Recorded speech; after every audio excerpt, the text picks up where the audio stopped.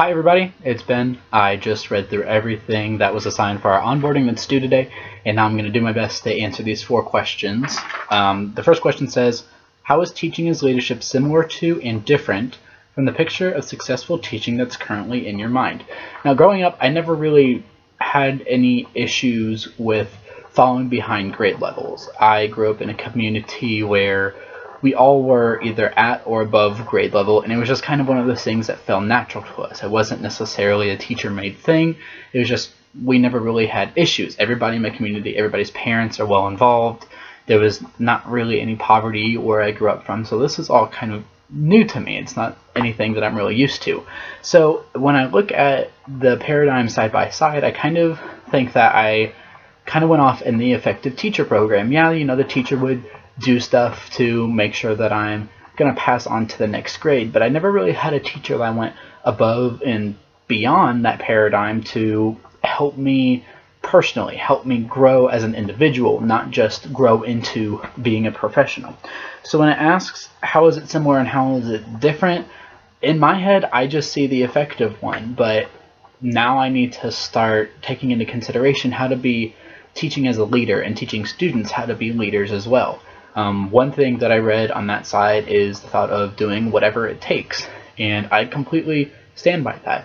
I think that every student has a potential to learn, and we need to do, as teachers, whatever it takes to make sure that we get those students to their full potential. If a student is 3 grade levels behind, we need to do what we can, a lot of endless nights, to make sure that student is going to succeed, because every child does deserve the chance to be successful, and every child deserves the chance to have us show them that they are worth our time, that they are worth us showing them that they're potentially able to be successful.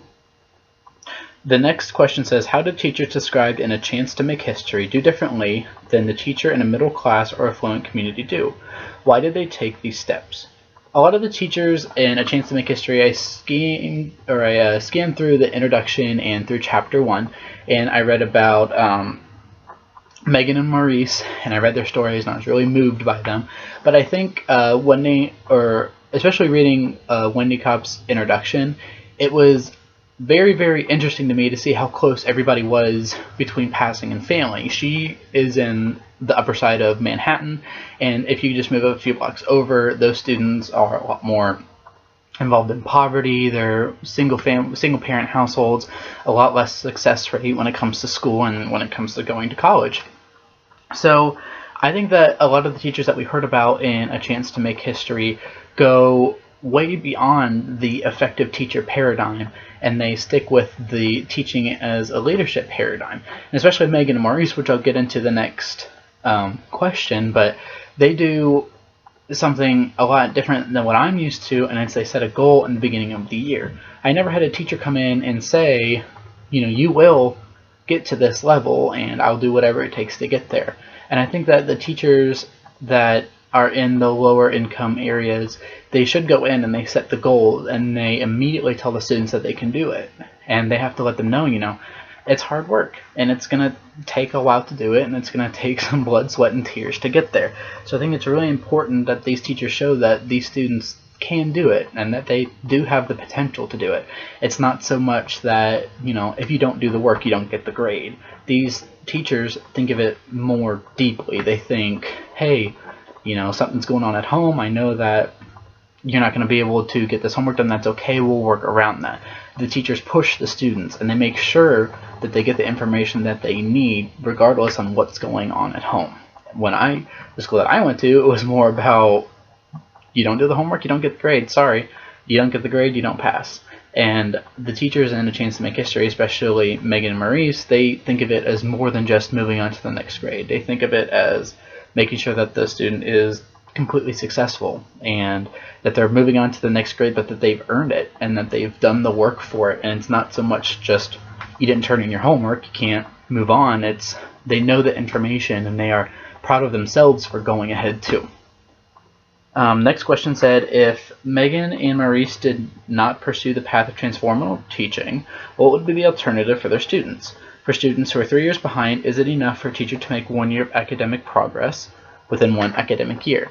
Referring to Megan and Maurice first, I think that both of their stories are completely inspirational, and I hope to be half the educators that they are.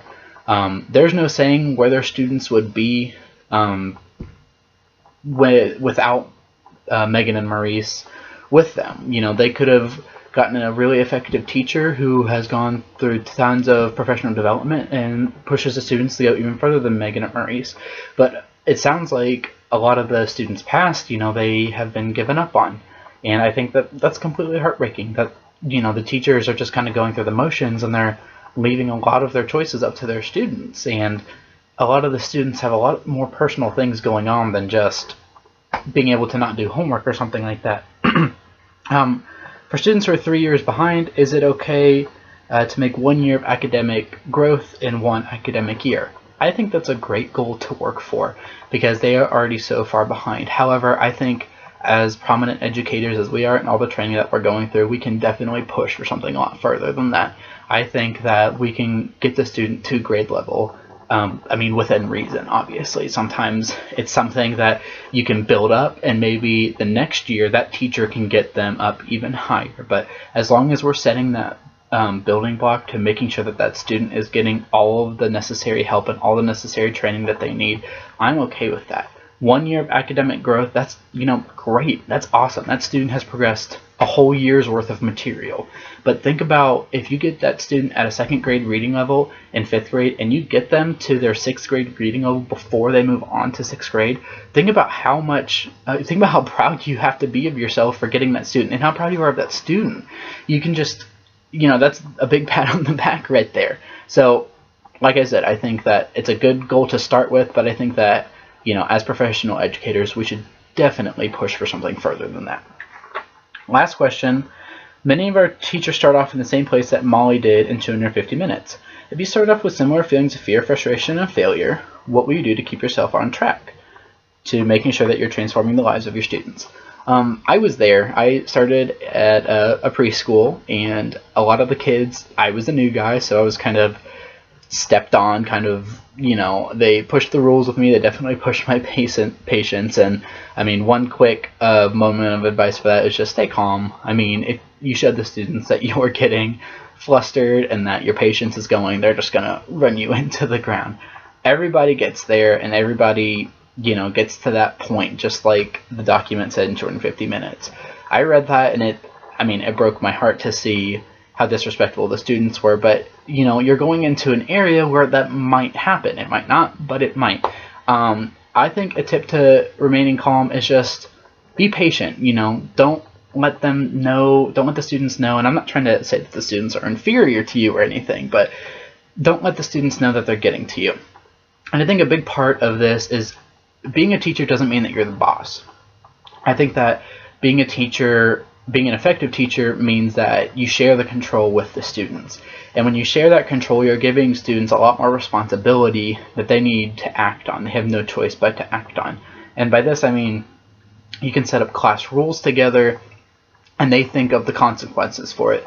So if a student, does something that's against your class rules, that student thought of the consequence, so they have to follow through with it. And that gives them more responsibility, more maturity, and ultimately that might give you some more respect. And always just keep in mind that a student might be disrespectful because that might be the only thing that they're taught. That might be something that they're around a lot. That might be something that they're exposed to a lot.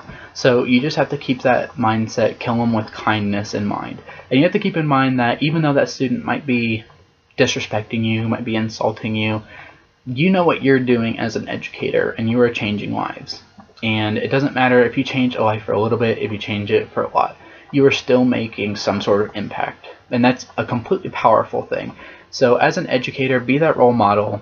Be that person that that student needs. Even if that student is, pushing you out, closing their doors on you, putting up that wall, don't try to break it down, but show them that they can lower it for you. And eventually they will trust you.